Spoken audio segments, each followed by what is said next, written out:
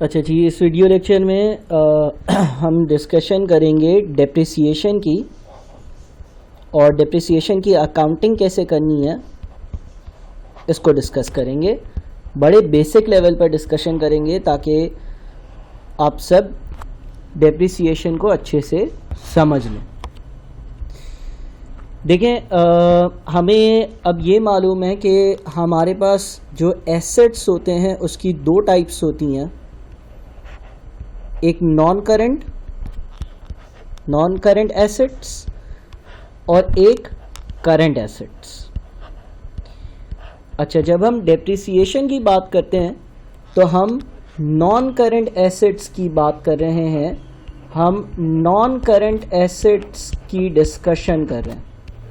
Non current assets, हम non current assets के बारे में डिस्कशन करेंगे। तो जब हम नॉन करंट एसेट्स की बात करते हैं, नॉन करंट एसेट्स में बहुत सारी चीज़ें आ जाती हैं। For example car, for example factory, for example machine and so on. बहुत सारी चीज़ें आ जाती हैं। जब कभी कोई कंपनी किसी नॉन करंट एसेट को परचेज करती है, फॉर एग्जांपल एक कंपनी है और उसने एक मशीन परचेज करी, और लेट से उस मशीन की जो वैल्यू है वो है 500,000, तो कंपनी अपने पास एक डबल एंट्री पास करती है। एज्यूम कर लो कि कंपनी ने ये मशीन खरीदी है 1 जनवरी 2011 वाले दिन, तो कंपनी इस दिन एक एंट्री पास करेगी और वो एंट्री होगी मशीन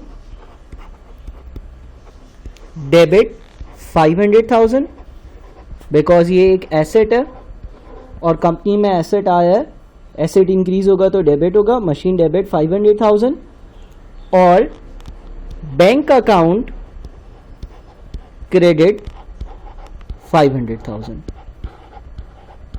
ठीक है, ये एंट्री तब पास करी जाती है जब कंपनी कोई मशीन परचेज करती है, यानी कि ये एंट्री है फॉर परचेज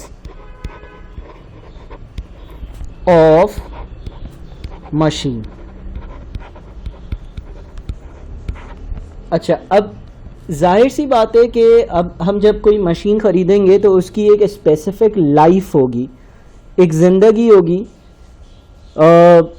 एक यूज़फुल लाइफ होगी। जितने टाइम मैं उस मशीन को चला सकता हूँ, इस्तेमाल कर सकता हूँ, उससे बेनिफिट्स ले सकता हूँ, 2 साल, 3 साल, 4 साल, 5 साल, जिसके बाद वो मशीन हमारे किसी काम की नहीं होगी।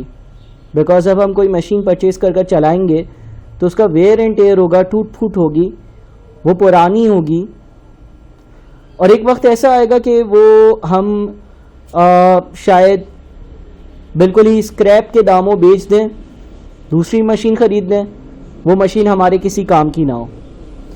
तो हर एसेट की कुछ यूज़फुल लाइफ होती है। एज्यूम कर लो कि इस एसेट की एक यूज़फुल लाइफ है, और वो यूज़फुल लाइफ जो है ना वो है फॉर एग्जांपल 5 इयर्स। इसका ये मतलब है कि ये मशीन जो है ना हमारे 5 साल इस्तेमाल में आ सकती है। हम 5 साल इस मशीन को इस्तेमाल कर इससे बेनिफिट्स ले सकते हैं। 5 सालों तक ये मशीन हमें फ़ायदा देगी।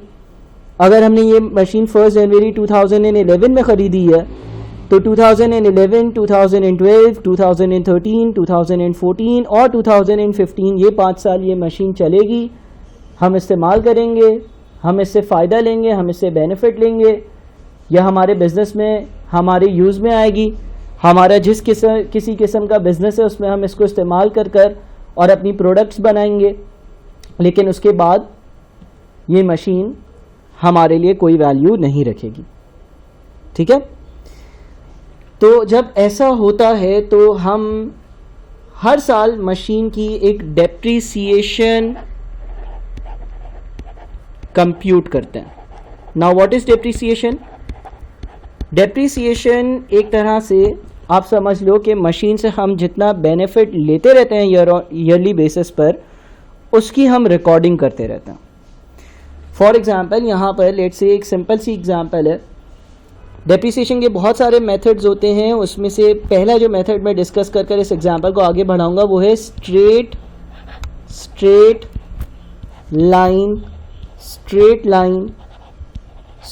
Line method of depreciation.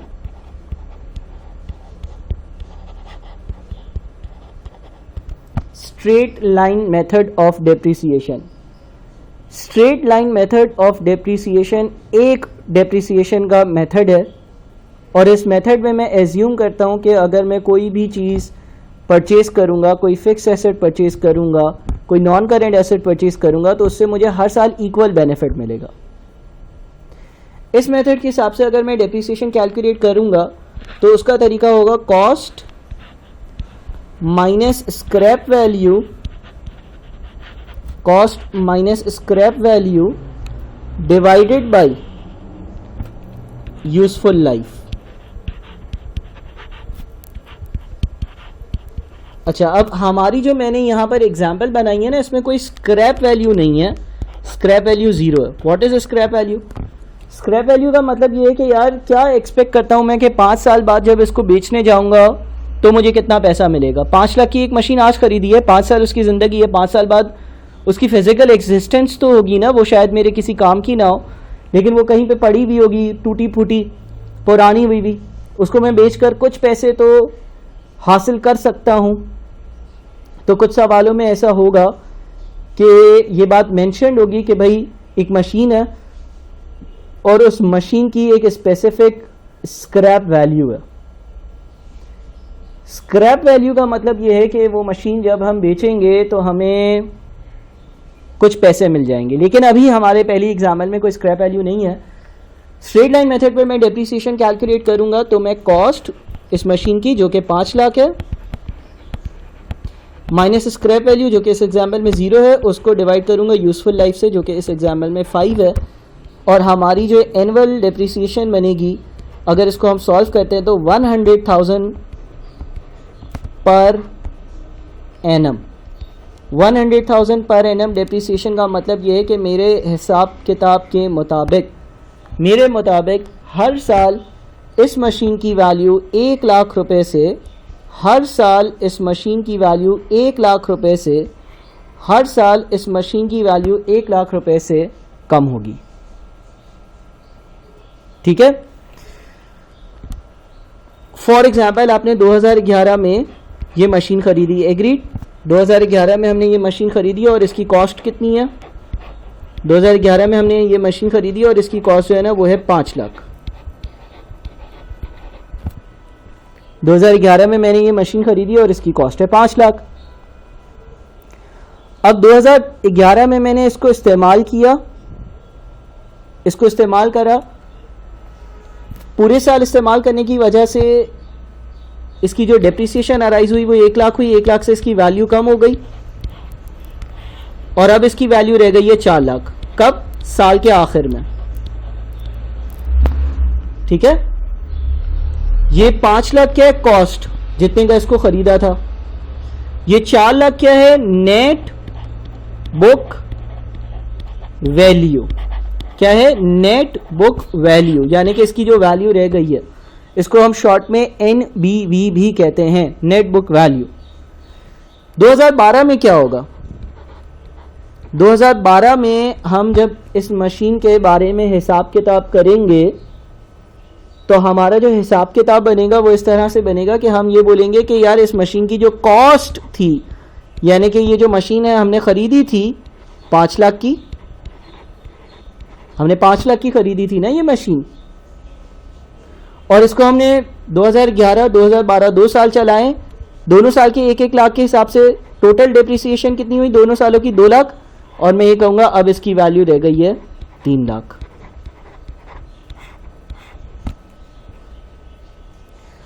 इसी तरह से 2013 में मैं ये कहूँगा कि इसकी जो कॉस्ट, यानी कि मैंने ये चीज़ 5 लाख की खरीदी थी,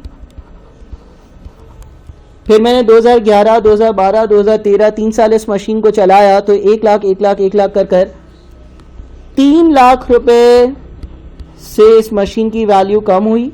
और अब इस मशीन की वैल्यू बच गई है 2 लाख रुपए। इसी तरह से 2014 में क्या होगा? 2014 में मैं ये कहूँगा कि भाई इस मशीन की जो कॉस्ट है, मैंने इसको कितने पे ख़रीदा था? मैंने इसको 5 लाख रुपए पे ख़रीदा था और इसकी वैल्यू 2011 में 1 लाख से कम हुई, 12 में 1 लाख से कम हुई, 13 में 1 लाख से कम हुई, 14 में 1 लाख से कम हुई, यानी कि इसकी वैल्यू 4 लाख से अब कम हो गई है। टोटल चारों सालों की डिप्रिसिएशन 4 लाख और अब इसकी वैल्यू बच गई है 1 लाख रुपए। और 2015 जो इस मशीन का आखिरी साल होगा, उस दिन का हिसाब किताब क्या होगा? कॉस्ट 5 लाख, मैंने इस मशीन को 5 लाख में ख़रीदा था। 2011, 2012, 2013, 2014, 2015 5 सालों की जो एक्यूमुलेटेड डिप्रिसिएशन या टोटल डिप्रिसिएशन बनती है वो 5 लाख बनती है और अब इसकी वैल्यू बच गई है 0। ये क्या है? Net book value. तो हुआ ये कि मशीन की वैल्यू हर साल 1-1 लाख से कम होकर और इवेंचुअली 0 पर आ गई, बिल्कुल ख़त्म हो गई, बिल्कुल 0 हो गई। 5 साल में मैंने इस मशीन को अच्छे से इस्तेमाल कर लिया और ये एक तरीका है डिप्रिसिएशन कैलकुलेट करने का जिसको हम कहते हैं straight line method of depreciation. इस मेथड में हर साल जो डिप्रिसिएशन का अमाउंट होता है वो सेम होता है। पहले साल की डिप्रिसिएशन 1 लाख थी, दूसरे साल की डिप्रिसिएशन 1 लाख थी, तीसरे साल वापस से 1 लाख से वैल्यू कम हुई, चौथे साल वापस से 1 लाख से वैल्यू कम हुई, पांचवें साल वापस से 1 लाख से वैल्यू कम हुई। अच्छा, ये जो मैं अमाउंट लिख रहा हूं ना, ये टोटल डिप्रिसिएशन लिख रहा हूं ना। फॉर एग्जाम्पल पहले मैंने क्या लिखा? 1 लाख, वो क्या था? 2011 की डिप्रिसिएशन। इसको हम कहते हैं एक्यूम्युलेटेड डिप्रिसिएशन। एक्यूम्युलेटेड का मतलब क्या होता है? एक्यूम्युलेटेड डिप्रिसिएशन।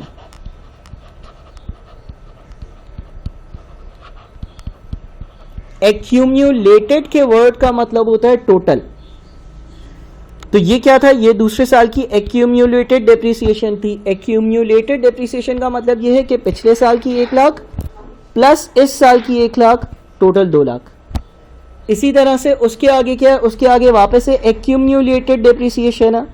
एक्यूम्युलेटेड डिप्रिसिएशन का क्या मतलब है? 2011 की 1 लाख प्लस 2012 की 1 लाख प्लस 2013 की 1 लाख, तो टोटल 3 लाख हुई। फिर 2014 में एक्यूम्युलेटेड डिप्रिसिएशन क्या है? 4 लाख। 4 लाख का क्या मतलब है? 4 लाख का मतलब ये हो गया कि 2011 की 1 लाख, 12 की 1 लाख, 13 की 1 लाख 3 लाख, 14 की 1 लाख कितनी हुई? 4 लाख। 2015 में वापस से 1 लाख है, 2015 में वापस से 1 लाख है, तो इसका मतलब क्या हुआ कि 11, 12, 13, 14, 15 पाँचों सालों की टोटल कितनी हुई? 5 लाख। ठीक है। और आप जब कॉस्ट में से एक्यूमुलेटेड डिप्रिसिएशन माइनस करते हो तो आपकी नेट बुक वैल्यू आ जाती है। तो यहां तक पहले आप लोग चीज़ें समझ लें जो मैंने वर्किंग करी है, फिर हम इससे इसी के टी अकाउंट्स बनाते हैं, इसी एग्जाम्पल को आगे बढ़ाते हैं। ठीक है ना। देखो, जब हम टी अकाउंट्स बनाएंगे तो हम हर साल के टी अकाउंट्स बनाते हैं। सबसे पहले तो हमने मशीन कब खरीदी थी? मशीन हमने खरीदी थी 1 जनवरी 2011। एंट्री क्या पास करी थी? आप लोगों ने ऊपर वाली चीज़ें होपफुली रजिस्टर्स में कॉपी करी होंगी, फिर आगे बढ़ रहे हो। मशीन को हमने डेबिट किया था 500,000 और कैश को हमने क्रेडिट किया था 500,000 से। तो हम इसकी एंट्री क्या पास करेंगे? हम एक अकाउंट बनाएंगे जिसको हम कहेंगे मशीन का अकाउंट। 1 जनवरी 2011 ये machine account at cost. At cost का मतलब ये कि इसमें हम मशीन की सारी कॉस्ट रिकॉर्ड करेंगे। मशीन का अकाउंट होगा डेबिट, कैश यहां पे लिखा 5 लाख, और कैश का जो अकाउंट होगा उसमें हम 1 जनवरी 2011 को यहां पे लिख देंगे मशीन और साथ में लिख देंगे 5 लाख। ये पहली एंट्री पास हो गई, ठीक है। ये पहली एंट्री पास हो गई कि हमने मशीन खरीदी थी। कैश या बैंक दोनों लिख सकते हो, अगर एग्जाम में कुछ ना लिखा हो तो बैंक लिख देना, ठीक है ना। फिर पहले साल के आखिर की एंट्री क्या पास होगी? एक एंट्री होती है डेप्रिसिएशन की। डेप्रिसिएशन एक्सपेंस कितना है? 1 लाख रुपए का, यानी कि आपने पहले साल इस मशीन को 1 लाख रुपए इस्तेमाल कर लिया। तो जब आप पहले साल की डेप्रिसिएशन की एंट्री पास करोगे, वो एंट्री क्या होगी? डेप्रिसिएशन की जो एंट्री होती है वो होती है depreciation expense debit. Depreciation expense debit 1 lakh रुपए, और accumulated depreciation credit, accumulated depreciation credit 1 lakh रुपए। तो सर इसकी क्या एंट्री पास करेंगे? इसकी एंट्री हम कुछ यूं पास करेंगे कि हम अपने पास एक अकाउंट बनाएंगे डेप्रिसिएशन का, डेप्रिसिएशन एक्सपेंस, इसको हम कर देंगे डेबिट। 31 दिसंबर 2011 1 लाख रुपए डेबिट, और यहां पर लिखेंगे एक्यूमुलेटेड डेप्रिसिएशन, और एक अकाउंट हम बनाएंगे एक्यूमुलेटेड डेप्रिसिएशन का, एक अकाउंट हम बनाएंगे एक्यूमुलेटेड डेप्रिसिएशन का, और इसमें यहां पर लिख देंगे 31 दिसंबर 2011 डेप्रिसिएशन और 1 लाख रुपए, ठीक है।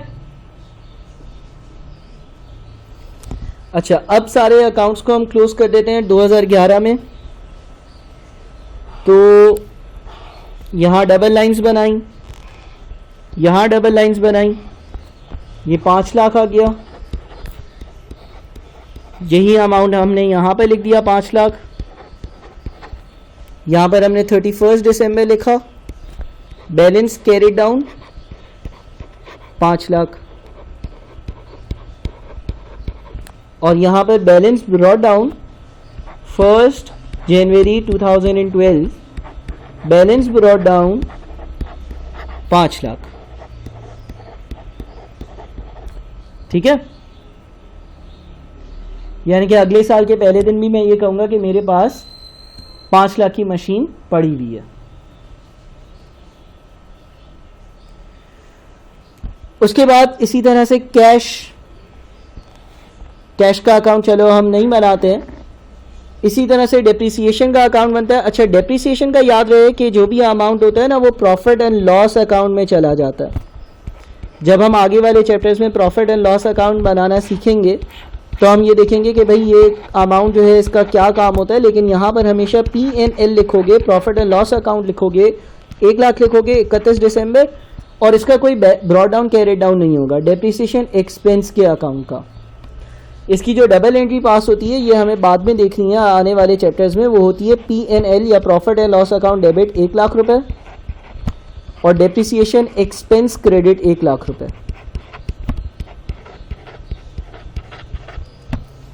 अच्छा, एक्यूमुलेटेड डेप्रिसिएशन का क्या होगा? एक्यूमुलेटेड डेप्रिसिएशन का अकाउंट भी इसी तरह से क्लोज होगा, डबल लाइंस 1 लाख, 1 लाख, 31 दिसंबर 11 बैलेंस कैरिड डाउन 1 लाख, यहां पर बैलेंस ब्रॉट डाउन 1 लाख, और ये हमारा आएगा 1 जनवरी 2012। अब देखो, जब आप बैलेंस शीट बनाओगे आगे जाकर, आप एक स्टेटमेंट ऑफ फाइनेंशियल पोजीशन बनाओगे जिसको हम बैलेंस शीट भी कहते हैं। यह बात की बात है, यह हम देखेंगे कैसे बनाना है, लेकिन उसमें जब आप फॉर एग्जांपल 31 दिसंबर 2011 का स्टेटमेंट ऑफ फाइनेंशियल पोजीशन बनाओगे तो आप उसमें जहां पर नॉन करंट एसेट्स लिखोगे, यह हम लिखना सीखेंगे, वहां पर आप लिखोगे कि भाई मेरे पास एक मशीन है जिसकी जो कॉस्ट है ना, मशीन है जिसकी जो कॉस्ट है वो 5 लाख है, और उसके नीचे लिखोगे लेस एक्यूमुलेटेड डिप्रिसिएशन, यानी कि उसको मैं इस साल 1 लाख रुपए का इस्तेमाल कर चुका हूँ, 1 लाख रुपए की उस पर डिप्रिसिएशन लग चुकी है। और आप लिखोगे उसकी नेट बुक वैल्यू, जो आप लिख दोगे 4 लाख पर। ठीक है, अब ये बातें कुछ ऐसी हैं जो आगे वाली चीज़ों के साथ लिंक्ड है, तो जब आगे वाले चैप्टर्स पढ़ोगे तो फिर इसकी लिंकेज आपको समझ में आएगी। अच्छा, मैंने कुछ चीज़ें बता दी हैं जो कि हमारे पहले मेथड से रिलेट करती हैं, जो कि है straight line method of depreciation. Straight line method of depreciation में हर साल का डिप्रिसिएशन का अमाउंट सेम होता है। इसके अगेंस्ट एक और मेथड आता है, और वो दूसरा मेथड जो डिप्रिसिएशन का होता है वो कहलाता है रिड्यूसिंग बैलेंस मेथड।